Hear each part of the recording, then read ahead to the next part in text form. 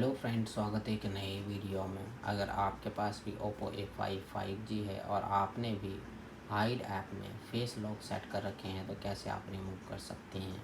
तो चलिए वीडियो करते हैं स्टार्ट।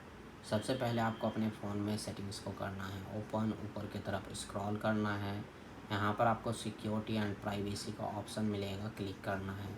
ऊपर की तरफ स्क्रॉल करेंगे और यहाँ पर आपको मिलेगा हाइड ऐप्स पर क्लिक करेंगे। सॉरी गाइस, ऐप लॉक पर क्लिक करना है। सबसे टॉप में राइट साइड में थ्री डॉट पर क्लिक करना है।